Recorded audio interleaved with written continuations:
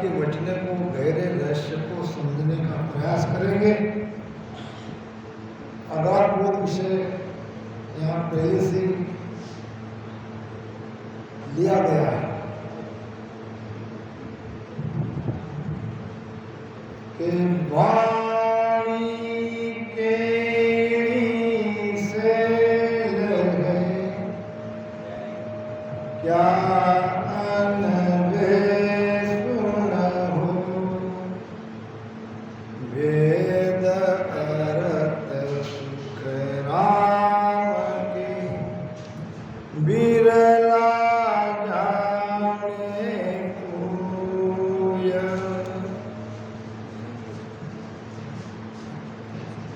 वाणी केड़ी सहल है, यानी वाणी को पढ़कर बाझकर ये ज्ञान को समझना, समझा के देना, ये कोई बड़ी बात नहीं। क्या अनुभव सुन होए, अपना स्वयं का भजन का अनुभव करना ये भी ज़्यादा कठिन नहीं है।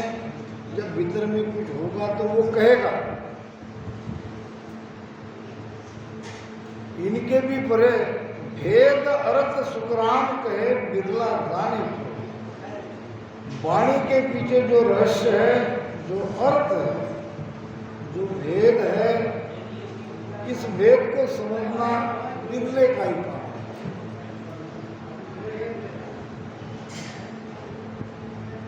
एक किसी गांव में एक धनाढ्य व्यक्ति था, धनवान व्यक्ति था। बहुत सारा पैसा धन उन्होंने कमाया और भगवान के प्रति आस्था रखने वाला था। अब इस आस्था के कारण भगवान का मंदिर उसने बनवाया अपने घर के पास। फिर उस धनवान व्यक्ति को लगा कि धन तो काफी मेरे पास है, मेरे आगे की पीढ़ियों के लिए भी पर्याप्त मात्रा में धन है, मगर हो सकता है कभी उन पर संकट आ जाए, बुरे दिन आ जाए, पैसे की तंगी आ जाए और तब वो मंदिर की व्यवस्था में कोई बाधा ना आए, वो सुचारू रूप से चलने चाहिए। ये विचार करके 25,000 स्वर्ण मुद्राएं मंदिर के ऐसे गुप्त जगह उन्होंने छुपा के रखी और एक लिखकर एक पट्टी या वो क्या कहते हैं, रहते ना बोर्ड छोटा सा, लिख दिया। क्या लिखा कि मंदिर के कलश में 25,000 स्वर्ण मुद्राएं सुरक्षित रखी है, मगर वो दिवाली के दिन दोपहर 12 बजे ही उसको प्राप्त किया जा सकता है। अब ऐसा लिख दिया। वो सेठ जी धाम पधार गए। 2-3 पीढ़ियां भी गुजर गई। 4वीं-5वीं पीढ़ी वाले पैसा खत्म हो गया, गरीब हो गए। अब वो सब ने मिलके विचार किया कि आज हमारी ऐसी स्थिति है तो क्यों ना हम हमारे पूर्वजों ने जो खजाना छिपाया है उसको निकाल ले, अपनी गरीबी दूर कर ले। देखा लिखा था दिवाली के दिन दोपहर 12 बजे मंदिर के कलश में 25,000 स्वर्ण मुद्राएं सुरक्षित रखी है। अब ये तो सीधा सीधा लिखा था, इसमें तो कोई गहरे रज की बात नहीं थी। तो उन्होंने सबने ये विचार किया कि चलो मंदिर को तोड़वा देते हैं और कलश में के जो 25,000 स्वर्ण मुद्राएं है उसको निकाल लेते हैं। अब लगे मंदिर तोड़ने के काम में। मंदिर तोड़ा गया, कलश को तोड़ा गया, एक एक ईंट निकाल के देखा, एक ढेला भी नहीं मिला। गांव में लोग तरह तरह की बातें करने लगे। ये अलग तरह का उनका और परेशानी का कारण है, तो पैसा नहीं मिला। सोचने लगे क्या हमारे पूर्वज ने ऐसे ही लिख के छोड़ा था, अब क्या करते, कोई उपाय नहीं। एक महात्मा जी गांव में आए। महात्मा जी ने आते ही लोगों ने कहा कि जहाँ तुम जाते थे, शिव जी के यहाँ महात्मा जाते थे, उनके पीढ़ियों ने मंदिर को तुड़वा कर जमीन के जैसा पूरा कर दिया। पैसे के कारण एक पैसा भी नहीं मिला। महात्मा जी वहां गए, परिवार वालों को बुलाया कि आप लोगों को पैसे की जरूरत थी तो मुझे कहना था। भाई आप कहाँ से देते, आप तो महात्मा हो। वही जो शिव जी ने लिखा है वही धन आपको मैं ढूंढ के देता। वो कहने लगे झूठ लिखा है, हमने तो सारा मंदिर तोड़ दिया, कलश तोड़ दिया, एक पैसा नहीं मिला। महात्मा जी कहने लगे नहीं, ऐसी बात नहीं है, धन है, यही है, फिर हमें मिला क्यों नहीं? अगर तुम वो ढूंढ के दोगे तो बड़ी कृपा होगी। महात्मा जी ने कहा हाँ, ये धन मैं आपको ढूंढ के आपके सुपुर्द कर सकता हूँ, जल्दी करो, क्या चाहिए आपको? एक और, मुझे कुछ नहीं चाहिए। फिर हम बहुत गरीब हो गए हैं, जल्दी से जल्दी हमें पैसा चाहिए। तो महात्मा जी ने कहा आपको मंदिर जैसा था वैसा ही दोबारा बनाना पड़ेगा। अब ये और तकलीफ, पहले पैसे के लिए मंदिर को तोड़वा दिया, अब नए मंदिर बनाने में और पैसा कहाँ से लाएंगे? कोई मेहनत का काम रहेगा तो करने को तैयार थे। महात्मा जी ने कहा कोई चिंता मत करो, मैं भी मेरे कुछ भगत से कहूँगा, उनसे भी कुछ पैसा आपको दान में दिलवा दूंगा। आप भी इधर उधर इकट्ठा करो और मंदिर को खड़ा करो, मैं आपको 25,000 स्वर्ण मुद्राएं आपको दिला कर दूंगा। वो यही है। थोड़े दिन में मंदिर बन गया, जैसा था वैसा। मंदिर बनने के बाद कहने लगे महात्मा जी मंदिर बन गया, आपके कहने अनुसार पैसा कहाँ है, निकालो। महात्मा जी ने कहा तख्ती पे क्या लिखा है ये पढ़ो। दिवाली के दिन दोपहर 12 बजे मंदिर के कलश में 25,000 स्वर्ण मुद्राएं सुरक्षित रखी है, तो दिवाली के दिन का इंतजार करो। चले गए। गांव में लोग कहने लगे महात्माओं का काम ही रहता है मंदिर बनाना, अब ये कहाँ आने वाले हैं? पैसा नहीं मिला, इधर उधर से जमा करके मंदिर बना और महात्मा जी चले गए। मगर महात्मा जी दिवाली के पहले दिन आए। महात्मा जी जो देख के प्रसन्न हुए, अब कहने लगे निकालो। अरे भाई एक रात की बात है, कल आप 25,000 स्वर्ण मुद्राएं के मालिक हो जाओगे, चिंता मत करो। जैसे तैसे रात निकल गई, दिन निकल गया, इंतजार करने लगे। दिन निकल गया। महात्मा जी बताओ रुको, 12 बजे। जब 12 बज गए तो मंदिर की कलश की छाया, जहाँ दोपहर 12 बजे दिवाली के दिन जिस जगह पे पड़ रही थी वहाँ खोदने लगाया और थोड़ी देर में वो 25,000 स्वर्ण मुद्राएं निकली।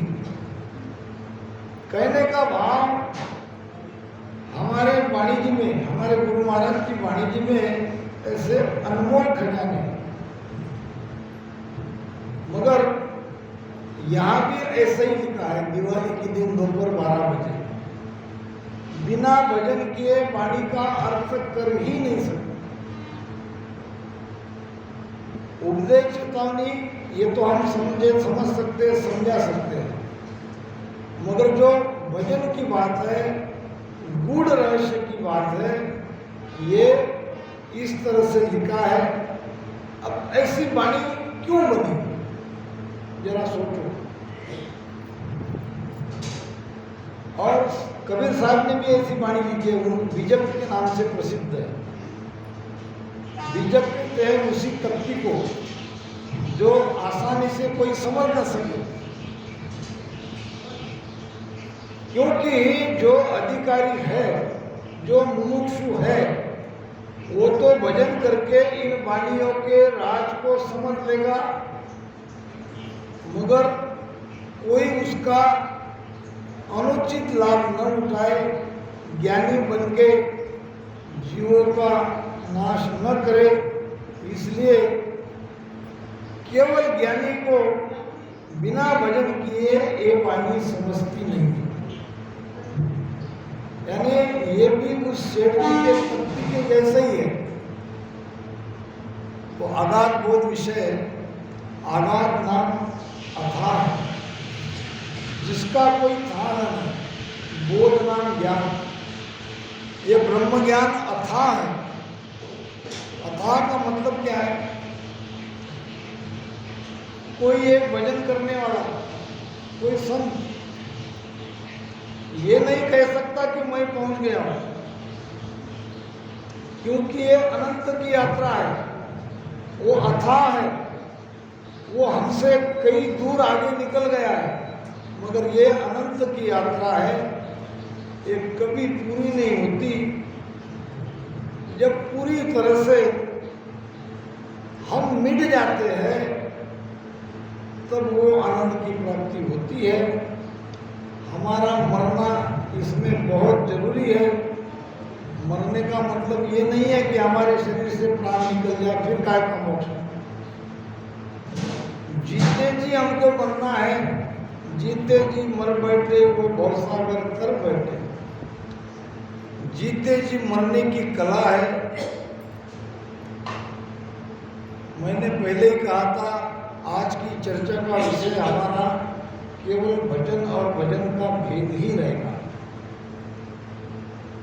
महाराज कहते हैं, चूको मति सत कर मानो, जे आनंद पद चाहो, डाकर पढ़ो जगत को चारण, तो घट पर चे पाओ। हमारे चूको मत।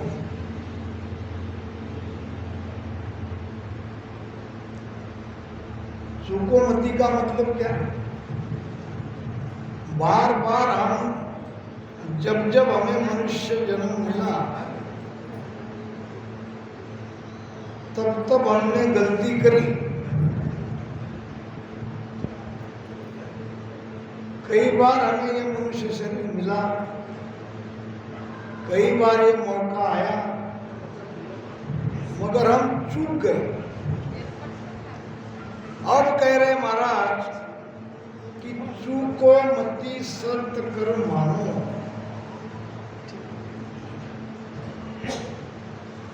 हे भाई, मेरे वचनों को आप सत्य मानो।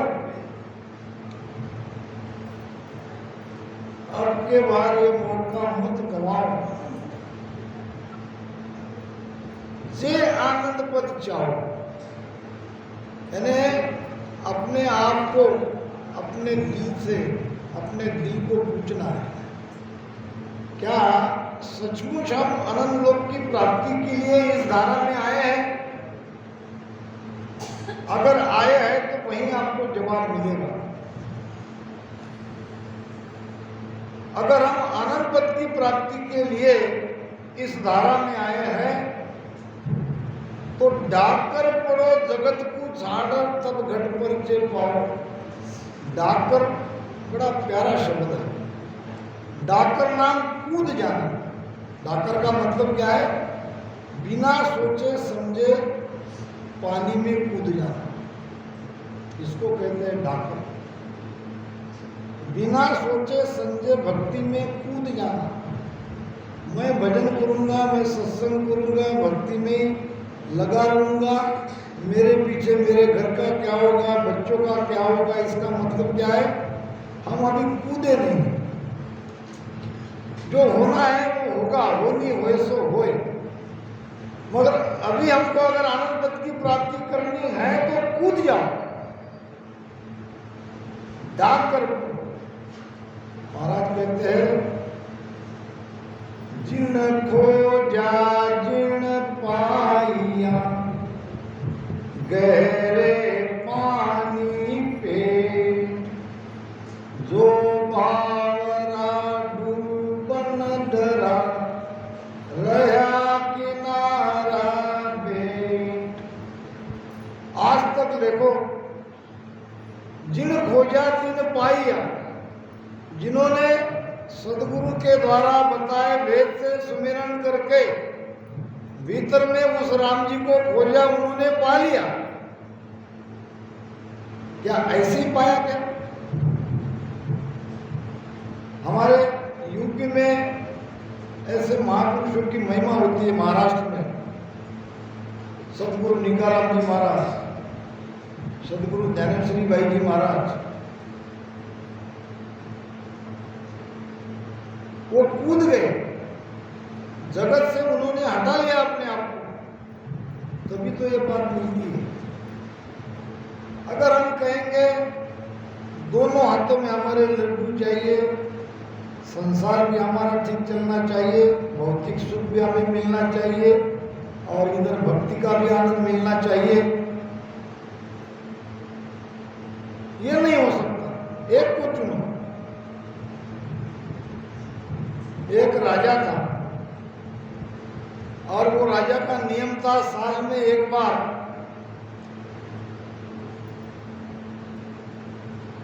वो नियम से सब लोगों को कहता कि जो कोई अपनी इच्छा से जो वस्तु प्राप्त करना चाहे वो हाथ लगा के उसे ले जा सकता है।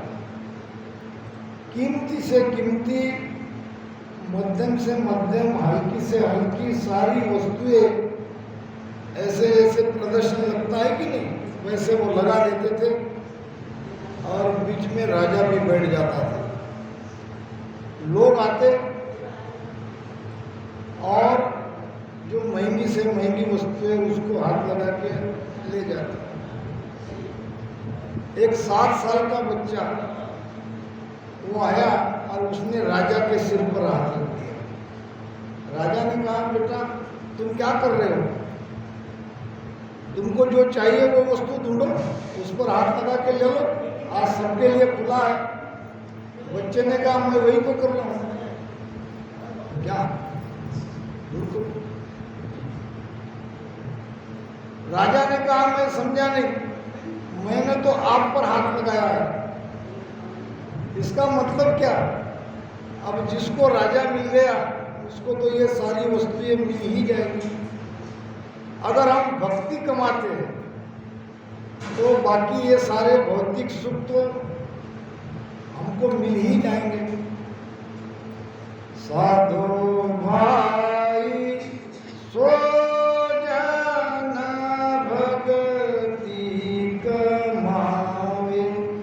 संतो भाई सो जन भगति कमावे, मन के हाथ पवन की डोर।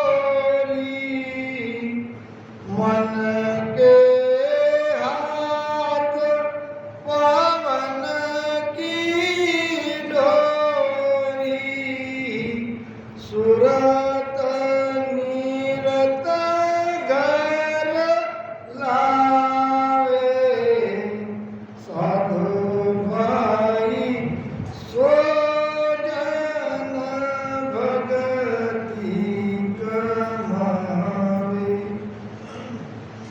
पैसा कमाया जाता है, धन कमाया जाता है, ये आप सब जानते हैं। धन कमाने की कला भी हमें अवगत है, मगर ये पहली बार हम सुन रहे हैं कि भक्ति भी कमाने की चीज है, भक्ति को भी कमाया जा सकता है। महाराज कहते हैं हाँ, भक्ति कमाई जाती है। और कौन कमा सकता है? उस परमात्मा को जीते जी कौन पा सकता है? मन के हाथ पवन की धूल, जिसके बस में ये श्वासा है। अभी हमारे बस में श्वासा है क्या नरेंद्र जी? हम चाहे कि भी श्वासा को अपनी इच्छा अनुसार उसमें कोई बदल कर नहीं सकते। कुदरत की श्वासा आती है और बाहर निकलती है।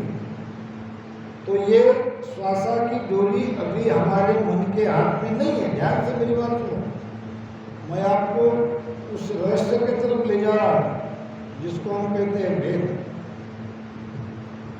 अभी हमारे मन के हाथ में श्वासा की डोरी नहीं है, मगर जब ये कुदरत कला सबसे पर निरंतर जगेगा, सदगुरु की मेहर होगी, तब आप मन वांछित श्वासा को जब चाहे जहां चाहे वहां तक ले जा सकते हो, वहां रुकवा सकते हो, जब चाहे तब छोड़ सकते हो। मन के हाथ पवन की डोरी। ये कैसे संभव होगा? ये ऐसे संभव होगा कि ये शरीर में भजन के लिए चार बातें महत्वपूर्ण है, यानी चार चीज को हमको समझना है। उसमें तीन हमारे पास है, चौथी सदगुरु से द्वारा मिलती है। एक है हमारी आती जाती श्वास, जो बराबर आ रही है और बराबर जा रही है। 1 मिनट में 15 श्वासा हम लेते हैं, 24 घंटे में 21,000 श्वासा हम लेते हैं। दूसरा है मन, जिसके द्वारा हमारे अंदर विचार पैदा होते हैं। ये विचारों की जो तरंगे हैं, ये सब मन का खेल है, मन में विचार उठते हैं। मन संकल्प करता है और फिर संकल्प विकल्प में लगा रहता है। संकल्पना की क्या? संकल्प यानी कोई काम करने का विचार लाना, संकल्प करना। विकल्पना, जो संकल्प मन ने किया है वो पूरा करने के लिए वो विकल्प, वो सामग्री, वो वातावरण तैयार करना। रात दिन मन संकल्प विकल्प करता ही रहता है। मन कभी एक जगह ठहरा नहीं है। मन कभी किसी का भी हो, कभी संतुष्ट नहीं हुआ है। ये हजारों विचार आएंगे, हजारों विचार जाते रहेंगे और ये विचारों में हमारी आयु चली जाएगी। तो इस मन को समझना है। क्या ये मन स्वयं ताकतवर है? संतों ने कहा है मन जड़ है, मन पंगु है, मन अपने आप कोई कार्य कर नहीं सकता। फिर मन के अंदर इतनी शक्ति, पर में कहीं चला जाता है, हम यहीं बैठे रहते हैं, वो घर पे चला जाता है। तो ये शक्ति मन के अंदर कैसी है? मन को पावर देते हैं हम, हमारी आत्मा जो परमात्मा का अंश है, उसमें पावर है। और मन हमारे पावर से हम पर राज करता है। हम जो चाहे वो नहीं होता, मन जो चाहे वो होता है। ये तो इस धारा में आए तो हमको ये बात समझने लगी।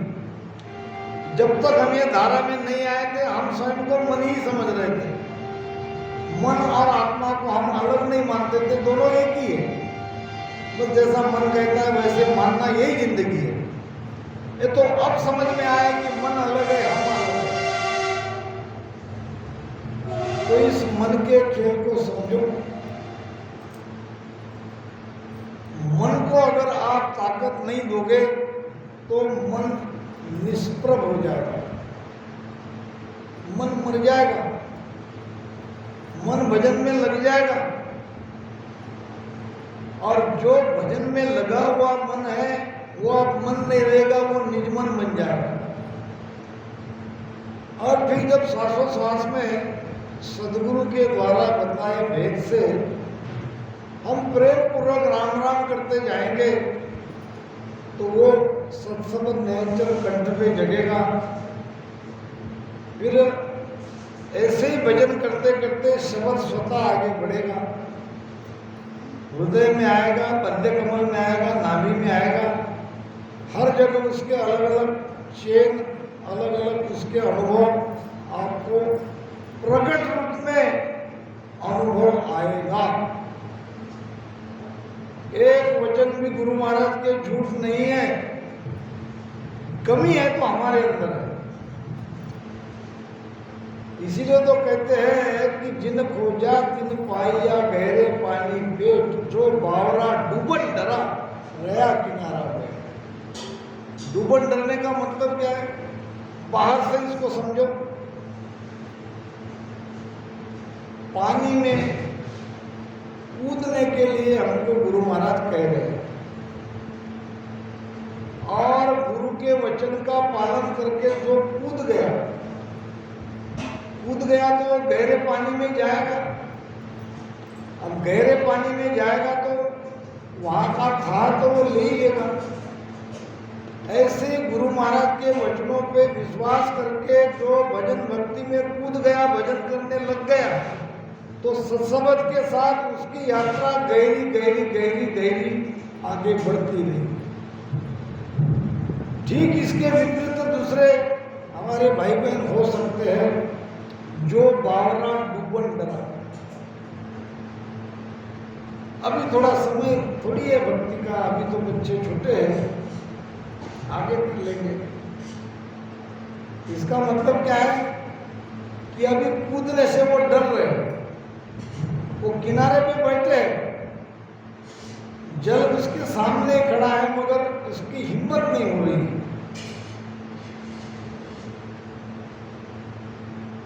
आजकल भक्ति भी हाईटेक हो गई है। हाईटेक समझते हो? एक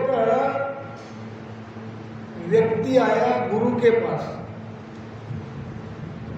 एक गुरु था और उसके पास एक व्यक्ति आया, कहने लगा महाराज जी मुझे अभी के अभी मोक्ष की प्राप्ति चाहिए। अभी अगर तुम दे सकते हो तो मैं तुम्हें गुरु बनाता हूं, नहीं तो मैं चला। अब जैसा चला वैसा गुरु। गुरु ने कहा अभी के अभी तुमको मोक्ष दिलाता हूं, बोलो मंजूर है? बिल्कुल दो, मगर मेरी एक बात माननी पड़ेगी। अभी के अभी अगर तुम मुझे मोक्ष में भेजते हो तो मैं तुम्हारी हर बात मानूंगा। तो गुरु कहने लगे कोई ज्यादा कठिन नहीं है, यहां से रास्ते से जाओ, जो सबसे ऊंचा पेड़ दिखे। ऊंचे ऊंचे पेड़ रहते ना, नारियल से भी ऊंचे रहते हमारे तरफ उधर कोकण साइड में। जो सबसे ऊंचा पेड़ दिखेगा उस पर चढ़ जाओ और चढ़कर वहां से कूद जाओ। नीचे कूदते आपका मोक्ष हो जाएगा। अब ये व्यक्ति गुरु की आज्ञा धारण किया और एक पेड़ देख के, ऊंचा पेड़ देख के उस पर चढ़ गया। अब चढ़ तो गया मगर वहां कूदने की हिम्मत नहीं हो रही। क्या ये भी कोई मोक्ष का ज्ञान है? ये कोई भेद है? अगर मैं ऊपर से कूद गया या तो मैं मर जाऊंगा या मेरे हाथ पैर टूट जाएंगे। वहीं बैठा रहा। इतने में नीचे रास्ते से एक चोर था, चोरी करके चोरी की एक पोटली, एक क्या कहते हैं पोटली कहते हैं, कपड़े में बांधते हैं, वो गठड़ी बांध के चोर आगे आगे पुलिस पीछे पीछे, चोर आगे आगे पुलिस पीछे पीछे। अब चोर को लगा कि अब पुलिस मुझे पकड़े बिना नहीं रहेगी। अब इधर उधर देखा और ऊंचा पेड़ देख के वो भी अपना चुराया हुआ धन लेके ऊपर चढ़ गया तो ऊपर उसके पहले वो बैठा ही था चेला। अब उसने कहा तुम यहाँ कैसे? अरे क्या बताऊं, एक गुरु के पास गया अभी झटपट मोक्ष की प्राप्ति के लिए, उसने उपाय बताया। तो क्या बताया? यही इतने ऊपर चढ़ो, वहां से कूदो। फिर कूदते क्यों नहीं? हिम्मत नहीं हो रही है। अगर मर गया तो, अब मरूंगा तो नहीं मगर हाथ पर तो टूट ही जाएगी, फिर वो मोक्ष को क्या करूं? चोर ने कहा सच बताओ, ये तुम्हें किसी संत ने बताया है? हाँ। तो ऐसा कर दे कि तुम्हारा गुरु मंत्र मैं ले लेता हूं। मेरे पास ये धन है चुराया हुआ, मैं एक चोर हूं, ये धन तुम ले लो और तुम्हारा गुरु मंत्र मुझे दे दो। चेला जो था वो तो हो गया, तो बड़ी अच्छी बात है। वैसे भी उसकी हिम्मत नहीं हो रही थी, इसमें उसको धन भी मिल गया। चोर अपना धन उसके सुपुर्द करके वहां से कूद गया। विचार नहीं किया चोर ने, भक्ति में भी हिम्मत की जरूरत है। कूदते ही पीछे पुलिस वाले आके उसको पकड़े। 1 घंटे से आपके पीछे दौड़ रहे हैं, अभी आप पकड़ में आए। वो कहने लगा जिसको आप पकड़ रहे हो वो मैं नहीं हूं। अरे भाई तुम ही हो, यहाँ कोई दूसरा मनुष्य थोड़ी है। तुमको हमने पेड़ पे चढ़ते देखा, तुम ही वहां से कूदे हो। कहने साहब कोई गलत फहमी नहीं, अगर मैं चोर रहता तो मेरे पास कोई मुद्दा माल, कोई चुराया हुआ सामान, देखो मेरी जेब में तलाशी लो। बड़े साहब कहने लगे लो इसकी तलाशी में कुछ नहीं मिला। मैं गरीब आदमी हूँ, मैं चोर हूँ। सिपाही कहने लगे तुम ही ऊपर चढ़े थे, तुम ही कूदे थे। भाई मैं वो नहीं हूँ। अब मुझे ख्याल में आया कि कोई दूसरा एक व्यक्ति वहां पे बैठा है, हो सकता है कोई चोर हो, मैं नहीं जानता, आप ढूंढो। सिपाही को भेज के देखा, उसने कहा साहब एक व्यक्ति है और उसके पास चुराया हुआ धन भी है। अब उसको नीचे उतारा गया, धन भी छीन लिया, कैद भी हो गई। जिसको कैद होना था वो बंधन से मुक्त हो गया, क्योंकि गुरु के वचन में पालन करके वो कूद गया। और जो कूदने से डरा वो बंधन में आ गया। मोक्ष की परिभाषा ही यही है, बंधन से मुक्त होना। तो बंधन से मुक्त होने के लिए गुरु के वचनों को पालन करना है।